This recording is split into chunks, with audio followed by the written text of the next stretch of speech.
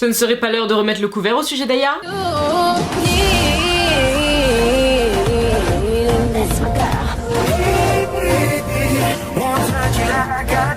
Salut mes poulets, j'espère que tout le monde va bien. Alors aujourd'hui je manque un peu d'énergie, je suis un peu raplapla de ouf parce que je suis overbookée de dingue et même si je kiffe mon taf comme pas deux, c'est relou parce qu'en plus ces temps-ci j'arrive pas à produire autant que je veux sur YouTube. C'est-à-dire par exemple cette vidéo je voulais la sortir genre vers décembre 2020, on est en mars 2021, donc je sens que je vais pas tarder à prendre un monteur pour mes vidéos. Ne commencez pas à m'envoyer vos candidatures par mail, je créerai un mail vraiment spécifique le jour où je serai prête à faire ça, mais là je commence un peu à boire la tasse parce qu'il y a énormément de taf qui s'accumule, trop de retard et ça m'énerve parce qu'en fait ça m'empêche de balancer le contenu que je veux balancer aussi souvent que je veux balancer. Par exemple de base vous le savez, sur YouTube je suis plutôt hyper active, je suis du genre à sortir 1 à 2 vidéos par semaine, c'est ainsi il y en a une toutes les 2 semaines et je déteste ça parce que je ne tourne pas, je ne monte pas, ça me vénère. Mais donc bref, aujourd'hui nous sommes là, comme le titre l'indique, pour mon nouvel avis sur Aya Nakamura. Celles et ceux qui sont là depuis un certain temps ou même qui ont peut-être découvert juste la vidéo la semaine dernière, hein, c'est peut aussi être ça,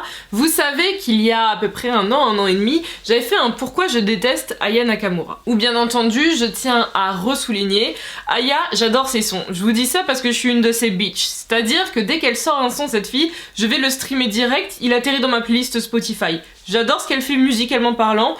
Pookie 40% c'est genre mon hymne, mais c'était au niveau de sa personnalité. Après dans tous les cas en barre d'infos vous aurez le lien du pourquoi je déteste si jamais vous voulez le retrouver. Quoique, est-ce que je l'avais pas supprimé? Je sais plus. Mais donc ce qui fait qu'à l'époque, bah déjà il y a ceux qui pensaient que je parlais musicalement. Non, musicalement je m'en fous. Moi c'est par rapport au comportement d'Aya avant en fait. C'est-à-dire qu'Aya c'est tout le temps décrite comme une femme étant très impulsive, assez sanguine tu vois, et ça j'ai aucun souci avec ça parce que je suis comme ça également. Si vous me followez partout, vous voyez mes réactions à chaud, vous savez que je suis comme ça mes poulets. Mais j'ai toujours trouvé que en fait dans ses débuts de carrière, Aya malheureusement elle gérait très mal tout ça, ou en tout cas son équipe gérait très mal, parce qu'après tout elle est pas née pour être manageuse, productrice, équipe de com. Donc ça c'est compréhensible, en vrai t'es brute de décoffrage, tu es comme t'es. Mais derrière son équipe faisait un travail absolument misérable parce que partout où soit elle était interviewée ou bien sur Twitter elle reste, il y avait des tollés toutes les 2 secondes. Et moi je trouvais ça ultra dommage en fait, parce que Aya de 1 ses sons sont absolument géniaux, j'adore son flow, j'adore ce qu'elle dégage, j'adore son univers en fait, parce qu'elle a un peu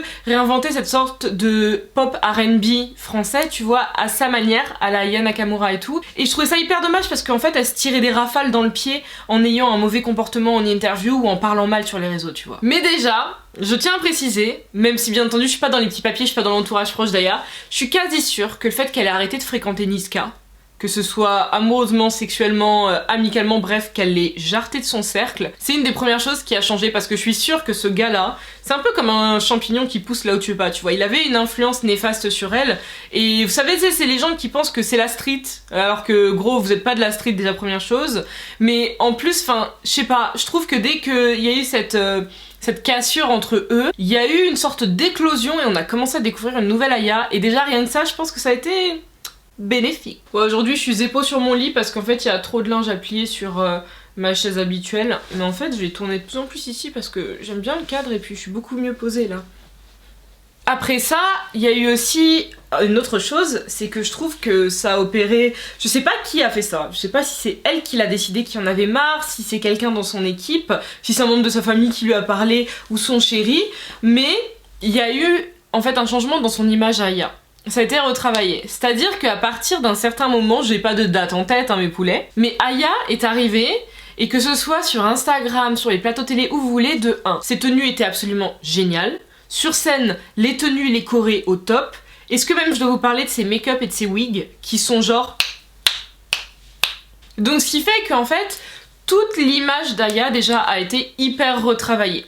Et quand elle était en interview, je me rappelle du gros moment qu'elle a passé avec Laurent Delahousse entre autres, bah tu découvrais en fait une autre Aya. Une Aya qui faisait justement moins sanguine, qui faisait beaucoup plus posée, beaucoup plus rieuse. Tout ce truc là, tu vois, c'était beaucoup plus retravaillé pour qu'elle mette en avant en fait le reste de sa personnalité.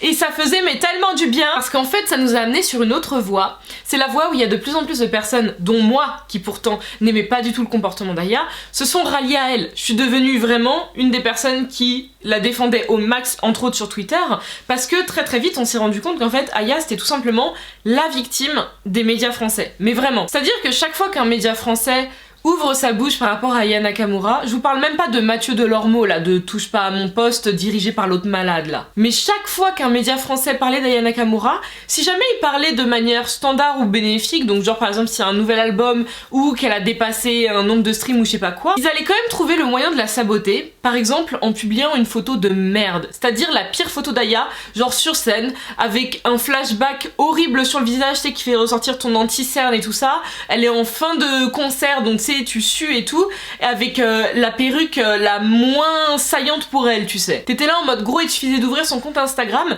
de choper une des photos qu'elle a publiées et elle était un 10 sur 10. Donc déjà il y avait ça, et aussi le fait de toujours la jeter en pâture. Toujours. C'est-à-dire que dès que les médias français ils pouvaient pointer du doigt un truc par rapport à Aya, même à partir du moment en fait où justement elle a opéré à ce changement-là, et c'est même là justement je trouve que c'est de plus en plus arrivé, c'était ouf. On apprend qu'elle a dépassé Edith Piaf au niveau Europe par rapport à des têtes de classement. Aya elle est publiée sur les couves de gros magazines internationaux. En tant que français, t'es censé être content, parce que ça vient de chez toi. Enfin c'est un pur produit d'Île-de-France tu vois Aya. Mais non, les mecs trouve le moyen de continuer à pointer du doigt, de pas être content, de continuer à dire des trucs négatifs par rapport à elle, et ça c'était ouf, tu vois. Donc on était obligé, entre guillemets obligé, d'être un grand nombre en fait, à se rallier à Aya, ne serait-ce que pour ça. Puis après, autre raison tout à fait similaire, j'irais presque dire, si vous avez vu la vidéo de Nadjelika qui s'appelle La misogynoire, vous saurez de quel sujet dont je vais parler. Si vous ne l'avez pas vue, je vous invite à aller la checker. Je vais la mettre en barre d'infos si j'arrive à me souvenir, parce que le sujet est super intéressant. Elle en a débattu avec une fille de Twitter pendant la vidéo. J'ai oublié le pseudo de cette fille, je suis désolée. Le pire c'est que je la follow sur Twitter, mais bref. Et donc ce qui fait que justement Aya sur les réseaux, et très particulièrement Twitter et Instagram, elle a trop été cette cible-là, cette cible de la femme noire en fait, constamment rabaissée par les mascus de Twitter comme on dit, si jamais vous traînez souvent sur ce truc-là, mais aussi raillée en fait par tout le monde, tu vois, que ce soit homme, femme, vous savez, avec souvent ce comparatif, parce que c'est une femme noire qui est grande, qui a une certaine carrure, alors que c'est pas Serena Williams qui pousse à la salle, hein, mais Aya directement comparée à un homme, comparée à un joueur de foot, vous savez, ce classique-là que les femmes noires, dark skin et brown skin vivent constamment. Et donc ce qui fait qu'en voyant ça également, tu peux pas rester de marbre. Et même moi qui pourtant essayais de me souvenir de pas mal de trucs que j'avais reproché, tu vois, à Aya, bah je pouvais pas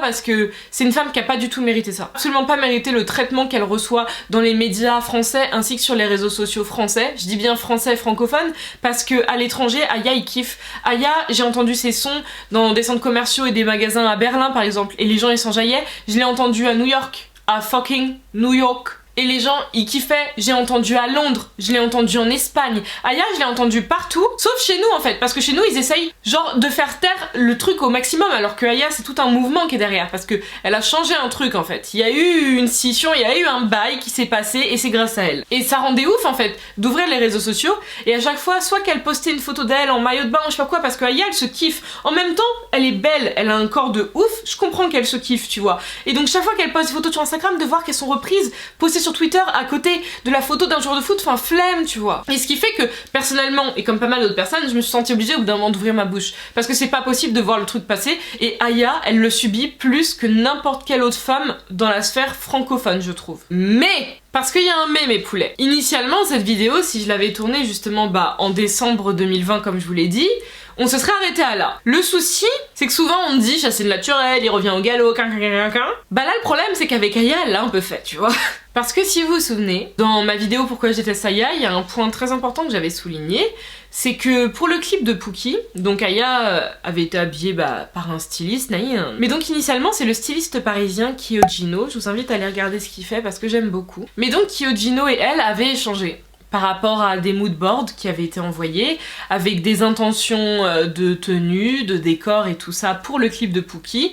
Et donc bon, ce qui arrive pas mal de fois, hein, elle avait fini tout compte fait à la dernière seconde par lui dire que non, ils vont se diriger vers une autre personne, ils ont d'autres idées et tout et tout. Bien entendu, Kyojino avait publié les dates de tous les échanges de la sortie du clip pour que vous ayez vraiment tout en tête. Mais donc ce qui fait qu'une fois que le clip de Pookie est sorti, bon, Kyojino, comme tout le monde, hein, j'imagine, a regardé juste histoire de se dire bon bah on va checker ça, et lui il s'est dit juste à mon avis, bah on va voir quel genre de direction elle a pu prendre au niveau du stylisme. Ce qui était rigolo, c'est qu'en fait le stylisme qui a été fait sur Pookie, bah je dis apparemment parce que il faut toujours mettre des nuances pour pas qu'on vienne me dire que je dis femme, mais tu te rends compte qu'il y a plus que des grosses similitudes entre le moodboard que Kyojino a envoyé et pour lequel on a dit à la fin bon tout compte fait on verra quelqu'un d'autre, et en fin de compte ce qui a été pris qui ressemble genre à mon sens à 80-90%. Et donc avec les dates en plus, les échanges de mails, t'es là en mode gros...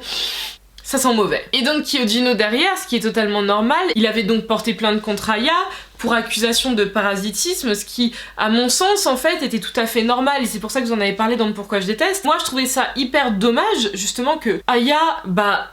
n'ait pas porté ses couilles au moins sur les réseaux pour reconnaître ça. Non, au contraire, elle avait répondu des trucs du style les idées appartiennent à ceux qui les réalisent ou je sais pas quoi, en mode je t'ai volé ton truc mais c'est à moi si je l'ai réalisé. Et donc si c'est passé mes poulets, et d'un côté je me dis mais heureusement que ma flemme m'a prise, parce que donc le 15 janvier il y a eu la décision de justice que je vous ai noté ici pour avoir vraiment tous les termes et pas du tout écorché ce qui s'est passé lors du jugement. Donc le 15 janvier, le tribunal a rendu son jugement et rejeté les demandes de Kyojino, estimant que les tenues et postures, bien qu'inspirées d'un univers commun, présentent de nettes différences. Le seul fait pour la chanteuse d'adopter des tenues du même style que celles suggérées par le styliste ne suffit pas à établir une reprise constitutive d'une faute, selon la décision. Ce qui à mon sens déjà c'est un peu une farce dans le sens où je trouve quand on a tous les éléments il vous suffit de soit regarder ma vidéo soit de refouiller un peu sur Twitter et tout ça pour avoir vraiment tous les trucs sous les yeux, t'es là tu te dis... Mais après aussi t'as ce truc là où Aya est nationalement, internationalement même connu, Kyojino il est connu dans le cercle des stylistes parisiens tu vois, mais c'est pas du tout le même poids, donc tu sais c'est encore ce truc de quelqu'un porte plainte contre une star et tu te fais avaler en 2 secondes et ça j'aime pas du tout. Mais si seulement ça s'arrêtait là parce que, attendez, le tribunal a condamné Kyojino a payé à la chanteuse 5 000 € pour l'atteinte à son image et sa réputation et 3 000 € en frais de justice. Aya Nakamura demandait en tout 100 000 € pour différents préjudices. Donc après encore une fois, à chacun sa manière de voir entre le moodboard, ce qui a été fait dans Pookie niveau stylisme, chacun son avis là-dessus et il est vrai qu'ok la justice a rendu son verdict. Personnellement je trouvais ça ultra culotté. Je trouvais ça archi méga culotté, je m'en fous, je passe pas par 4 chemins, je vous le dis. Je trouvais ça hyper culotté et j'ai compris la colère de Kyojino après sur Twitter quand il disait que c'était une farce en fait. Parce que tu gagnes le procès, ok bah tu gagnes le procès, pars, tu vois, tu traces ta route, mais non, la fille elle se retourne carrément contre lui et tu demandes 100 000 balles à la base. Ça fait beaucoup tu vois. Et puis ce serait tu sais venir dépouiller un jeune styliste qui, en plus il avait ses raisons, je suis désolée. Je m'en fiche, je dis ce que je veux. J'ai le droit d'être de l'avis que je veux. Il avait ses raisons. Et le 2e mai, j'adore comme les mai ils vont prendre limite plus de place que le positif, mais c'est souvent comme ça la société les gars. C'est une affaire qui s'est passée avec M. Pokora et je pense que si vous avez Twitter, vous êtes obligatoirement au courant. Ce soir-là, vous n'avez pas pu dormir, c'est pas possible. Toute personne connectée à Twitter au moins une fois par semaine a vu le truc passer. Parce que donc récemment, M. Pokora, il avait eu sa victoire au MTV EMA, donc au niveau Europe, dans la catégorie meilleur artiste français. Personnellement, quand j'ai vu la news passer, je me suis dit ah, M. Pokora il fait encore du son. Parce que moi les dernières news d'M. Pokora, c'était qu'il voulait un peu se recentrer sur la musique, je savais même pas qu'il refaisait du son, puis surtout qu'il en couple avec Christina Milian, tu vois, moi c'est surtout ça. Mais après tu passes à autre chose, j'étais là en mode bah écoute, Sartek c'est cool, mais je passe à autre chose. Le souci c'est que Aya, elle est pas passée à autre chose parce qu'il était face à elle, il était face à Gims, il était face à Soprano et une dernière personne dans cette catégorie là, mais donc Aya, c'était la seule personne à réagir et à venir tweeter. Il a gagné pour quel son? Rien contre lui mais il n'est même pas dans le top 10. Encore une fois, même si moi-même j'ai tiqué vite fait en mode ah il fait encore du son, je n'ai pas tweeté. Si moi bah non je n'ai pas tweeté, c'est encore moins bien vu que Aya, qui est une des opposantes dans la catégorie, qui est dans le même domaine, qui est archi méga connue, viennent tweeter ça. C'est hyper déplacé. Et si vous comprenez pas à quel point c'est déplacé, voilà. Ça prouve juste que t'as le seum. Et le problème c'est que Aya en plus derrière elle était là en mode non je veux clarifier les choses, c'est pas de la jalousie et tout. Je suis désolée, quand tu viens comme ça du tac au tac et que tu balances ce truc, ça pue la jalousie. C'est ça le problème. Et alors en plus, je suis obligée d'en parler parce que même si on n'est pas vraiment dans le sujet, t'as l'autre là, Matt Houston. Il y en a plein, ils doivent pas le connaître. Si vous avez moins de 20 ans, je pense que Matt Houston, vous devez pas trop connaître, parce qu'on est plus sur ma génération, voire ceux qui ont 30 piges actuellement. Mais donc Matt Houston, qui a trouvé très très intelligent de venir enchaîner avec enfin quelqu'un qui se mouille. Aya Nakamura, merci. Comment ce fils de dame qui travaille sur le trottoir tous les soirs, vous voyez le mot que j'ai évité pour garder la monétisation, hein, gagne tout le temps sans avoir fait que dalle. C'est nous, on vous fait danser. Ah, le français, c'est nous qui vous faisons danser, mais bref. C'est nous la culture, respectez un peu. C'est quoi? Il y aura pas de prochain Johnny ici. Première chose, pour moi c'était pas français.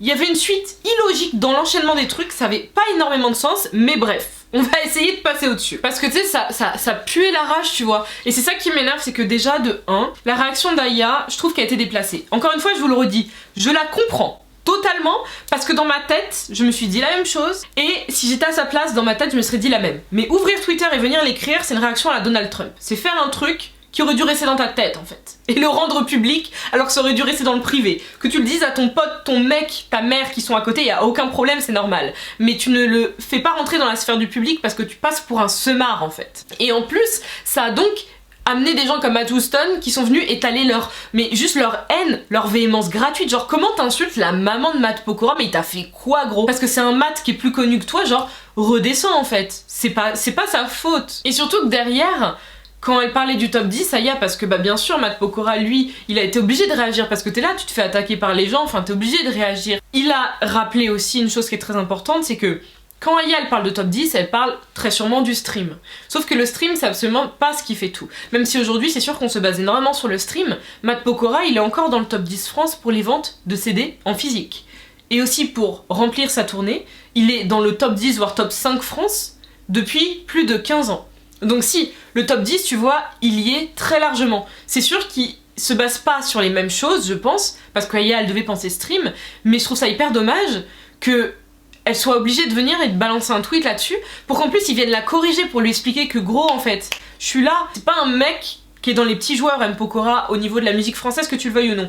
Que tu kiffes ce qu'il fait ou pas, c'est les chiffres qui parlent. Personnellement, j'ai juste kiffé Elle me contrôle, hein, parce que moi, le reste des trucs, style une photo de toi ou je sais pas quoi, c'est pas du tout mon délire. Hein. Moi, il a un seul de ses sons que j'aime, mais tu peux pas en fait nier ce que les chiffres prouvent. Ce qui fait que j'avais trouvé ça hyper dommage parce que bah ces deux réactions-là, bon, après le procès, on va dire, écoute, chacun gère son truc comme il veut. Mais le truc par rapport à M. Pokora, c'était un peu en retour justement aux réactions d'Aya que on ne voulait plus voir, parce que c'est ce qui donne aussi du grain à moudre à la presse française derrière. C'est ce qui leur donne à dire, ah regardez-la avec ses réactions, regardez-la, tu vois. C'est ce qui fait que Mathieu Delormeau après il vient continuer à bavasser et sortir sa grosse langue de vipère H24, alors que ça me vénère, parce que justement Aya elle a travaillé de ouf sur son image, sur sa manière de communiquer et tout, et je trouvais ça hyper dommage justement qu'elle recommence à prendre une pelle et qu'elle recreuse son trou qu'elle avait pourtant rebouché au ciment carrément. Mais pour le coup, écoute, je me dis, peut-être que c'était petite déviance comme ça et qu'elle va revenir à des bons trucs. En tout cas, je l'espère. Franchement, je croise les doigts, je touche du bois de ouf, je l'espère,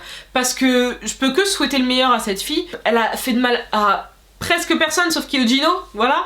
Mais je peux pas lui souhaiter du malheur en fait, parce qu'elle a pas tué quelqu'un, elle a pas insulté ma mère, elle m'a pas calé une balayette dans la rue, elle m'a pas volé mon argent, tu vois. Mais je trouve ça dommage qu'elle ait eu un clac clac clac clac et couc, mais j'espère juste que ça va repartir comme ça, tu vois. Mais donc voilà mes poulets, c'est tout pour moi aujourd'hui sur ce sujet-là. N'hésitez pas à me dire en commentaire si c'est des choses que vous avez partagées un peu comme ressenti, ou si je suis seule dans ma bulle, parce que encore une fois, comme je vous dis toujours, hein, cette chaîne-là, c'est un énorme journal intime, que vous le vouliez ou non, je raconte ma vie, je partage mon opinion, même si on est sur des sujets de société, des trucs d'actualité, des trucs people et tout ça, mais n'hésitez surtout pas à me dire. Moi je vous fais de gros bisous, on se retrouve sur Instagram entre temps, vous savez où venir me follow, et je vous dis à très bientôt. Peace guys!